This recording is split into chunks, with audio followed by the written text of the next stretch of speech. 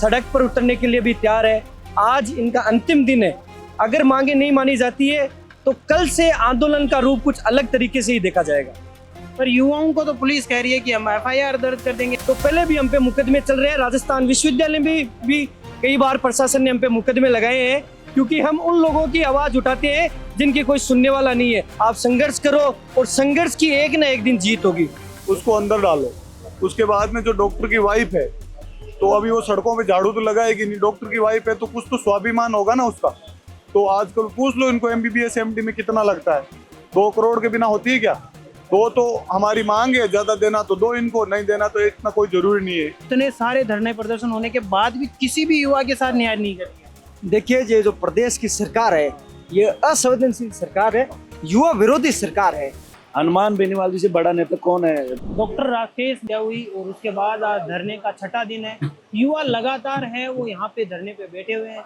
न्याय नहीं मिल पा रहा है। बारिश का मौसम है, आप देख सकते हो, आंधी तूफान भी आ रहा है। उसके बाद भी युवा है वो डटे हुए हैं और भजनलाल सरकार से यही निवेदन कर रहे हैं कि डॉक्टर राकेश बिश्नोई को न्याय दिलाया जाए। साथ ही आज हनुमान बेनीवाल ने ये भी कहा कि हम कल घेराव करेंगे CM हाउस का। तो लगातार युवा बैठे हुए हैं, आंधी तूफान आ रहा है। ये बिल्कुल देखिए, ये बड़े दुर्भाग्य की बात है कि इस दुख की घड़ी में भी परिजनों को इस आंधी तूफान के अंदर अपने न्याय की लड़ाई लड़ रहे हैं। जिस तरह पिछले 6 दिन से ये सरकार के कानों में जूं तक नहीं रेंग रही है, उनका कोई भी प्रतिनिधिमंडल यहाँ नहीं आया है, बात करने को तैयार नहीं है। इस लड़ाई को मजबूती से लड़ने के लिए प्रत्येक युवा सड़क पर उतरने के लिए भी तैयार है। आज इनका अंतिम दिन है। अगर मांगे नहीं मानी जाती है तो कल से आंदोलन का रूप कुछ अलग तरीके से ही देखा जाएगा। कल अभी हनुमान बेनीवाल ने पोस्ट डाली थी और साथ ही में ये भी कहा था कि हम CM हाउस का घेराव करेंगे। बिल्कुल देखिए, CM हाउस ही नहीं, अगर PM हाउस भी जाना पड़ा तो ये युवा सबसे अग्रिम पंक्ति में आपको खड़ा मिलेगा। पर युवाओं को तो पुलिस कह रही है कि हम एफआईआर दर्ज कर देंगे अगर आप यहाँ पे गाड़ियाँ रोकने के प्रयास करेंगे तो। बिल्कुल करिए ना। अगर हमारे FIR दर्ज होने से किसी पीड़ित परिवार को न्याय मिलेगा ना, तो पहले भी हम पे मुकदमे चल रहे हैं। राजस्थान विश्वविद्यालय में भी कई बार प्रशासन ने हम पे मुकदमे लगाए हैं, क्योंकि हम उन लोगों की आवाज उठाते हैं जिनकी कोई सुनने वाला नहीं है। आज आप देखिए किस तरह का माहौल यहाँ हो रखा है। इन परिजनों के साथ वो लोग नहीं आ रहे जो बढ़िया AC में बैठे हैं। सरकार के इशारों पे जो लोग चल रहे हैं वो एक आम किसान परिवार के साथ नहीं आ रहे। यहाँ जितने भी प्रतिनिधि मंडल या जितने भी लोग बैठे हैं वो लोग हैं जो आम किसान परिवार से आते हैं और इन लोगों का दर्द समझते हैं। इसीलिए प्रत्येक युवा इस लड़ाई को मजबूती से लड़ेगा। अगर मैं बात करूं कि युवाओं में कल मुकेश बाकर को भी सजा सुनाई गई थी 1 साल की। नहीं, बिल्कुल देखिए, ये इतिहास गवाह रहा है इस चीज़ का कि जब भी किसी आम किसान परिवार के उस लड़के ने छात्र राजनीति हो या किसी भी क्षेत्र में मजबूती से आवाज़ उठाने का काम किया है, तो उसको रोकने का काम सरकारें हो या प्रतिनिधि हो, कोई ना कोई उसको रोकने का काम करता है। अब क्या आज तक पहले जेल इंतजाम नहीं हुए और क्या वजह रही थी? ये देखिए, 11 साल पहले उन लोगों को क्यों जेल इंतजाम करना पड़ा, उसकी वजह जानिए कि किस लिए एक आम किसान का बेटा सड़क पर लड़ता है। और उसके बाद जब ये सजा सुनाई गई तो हमने भी ये निवेदन किया सरकार से कि आपने सजा सुनाई, लेकिन आज प्रत्येक युवा उस परिवार के साथ खड़ा है जिसकी सुनने वाला इस पर्ची सरकार में कोई नहीं है। तो 2 युवा नेताओं को सजा सुनाना, इसमें युवाओं में फर्क नजर पड़ा है कुछ? नहीं, बिल्कुल देखिए, इससे कुछ फर्क नहीं पड़ा है। इससे युवा और मजबूत हुआ है। ये एक आम किसान परिवार का बेटा जो सड़क पर संघर्ष करके आज विधानसभा में अपनी आवाज बिना इन मुकदमों के डरे मजबूती से उठा रहे हैं, तो ये एक संदेश जाता है प्रत्येक उस ग्रामीण प्रवेश से आने वाले युवा के लिए कि इन मुकदमों से डरने वाला एक प्रत्येक युवा नहीं है। आप संघर्ष करो और संघर्ष की एक ना एक दिन जीत होगी। डॉक्टर राकेश बिश्नोई के परिजन हैं, हम उनसे भी बात करेंगे। आपकी क्या मांग है सरकार से? हमारी सरकार से मांग से पहले, ये जो डॉक्टर राकेश है, मैं इसका बड़ा भाई हूँ, एक्स आर्मी हूँ, आर्मी से रिटायर्ड हूँ मैं। तो इन्होंने राकेश को इस तरह प्रताड़ित किया कि उसको लास्ट में ये डिसीजन लेना पड़ा। तो ये जो सबसे पहले डॉक्टर की ड्रेस में जो हत्यारा चेयर पे बैठा हुआ है उसको अंदर डालो।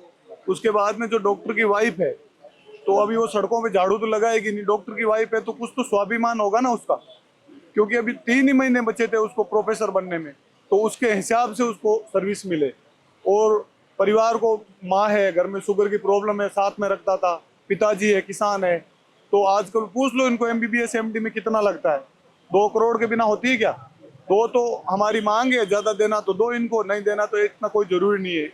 और जो आइंदे साथ रेजिडेंट डॉक्टर के साथ ऐसी कार्रवाई ना हो कहीं पे भी, उसका सरकार ठोस और उचित कदम उठाए, नहीं तो इसी तरह आगे राकेश जाते रहेंगे, ये लोग ऐसे ही देखते रहेंगे। तो युवाओं की जो डॉक्टर राकेश बिश्नोई के परिवार भाई है, उनकी मांग ये है कि सरकार इनको न्याय दे। और इसके अलावा हम और युवाओं से जानेंगे कि न्याय क्यों नहीं मिल पा रहा है। अगर मैं बात करूं भजनलाल सरकार की, तो वो इतने सारे धरने प्रदर्शन होने के बाद भी किसी भी युवा के साथ न्याय नहीं कर रही है। देखिए, ये जो प्रदेश की सरकार है, ये असंवेदनशील सरकार है, युवा विरोधी सरकार है। ये जो सरकार है वो राजस्थान से नहीं चल रही है। जब दिल्ली से कोई पर्ची आती है तो राजस्थान के अंदर कोई फैसला होता है। इस प्रदेश की जो सरकार है वो बिल्कुल भी किसी भी तरीके का कोई भी अन्याय हो जाए, चाहे शोषित, पीड़ित, वंचित, दलित, किसी भी तबके के साथ जब अन्याय हुआ है, इस सरकार ने किसी भी तरीके से असंवेदनशील रूप अपना के किसी भी तरीके का किसी के साथ भी न्याय नहीं किया है। हम प्रदेश की सरकार को बता देना चाहते हैं कि यदि डॉक्टर राकेश बिश्नोई के साथ न्याय नहीं हुआ तो ये प्रदेश का युवा एकजुट है। इसको सड़क से लेके सदन तक कूच करना पड़े तो ये इस प्रदेश का युवा करने के लिए तैयार है।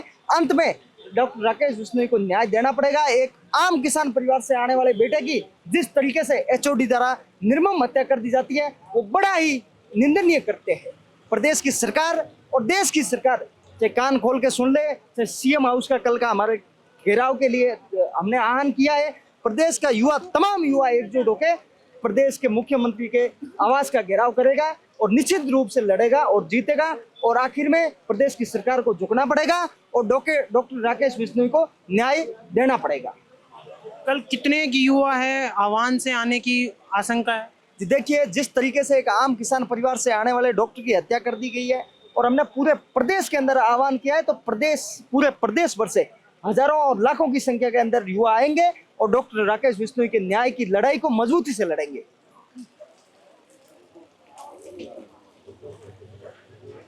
डॉक्टर राकेश बिश्नोई को न्याय नहीं मिल रहा है। युवा है, वो बारिश का मौसम है, पानी बह रहा है, उसके बाद भी खड़े हैं। देखिए, पिछले 6 दिन हो गए भाई की डेथ हुई है। यूं कहिए कि एक तरह से HOD ने हत्या की है भाई की। 6 दिन हो गए, 5 दिन से हम यहाँ मोर्चरी SMS जयपुर के अंदर यहाँ बैठे हैं। बारिश आ रही है, आंधी आई और तेज धूप, सारी का सामना करके हनुमान बेनीवाल जी के नेतृत्व के अंदर हम यहाँ बैठे हैं। और हमने ये सीखा हनुमान जी से कि बारिश धूप ये हमें डरा नहीं सकते। किसी गरीब आदमी, किसान आदमी का बेटा खोया है परिवार ने, अगर उन्होंने अपना बेटा खोया है तो हमें कितना ही लड़ना पड़े, कितनी धूप हो, कितनी बारिश हो, कितनी आंधी आए, हम डरने वाले नहीं हैं। हम लड़ेंगे और न्याय लेंगे। न्याय क्यों लेंगे? क्योंकि हमारा हक बनता है न्याय का। HOD ने 1 साल 1.5 साल से परेशान कर रहा था। परेशान करने के बाद भाई बाकायदा लास्ट में मरते समय कह के गया। और ये कहते हैं ना कि जब मरते समय कोई बयान देता है वो सत्य ही बात कहता है।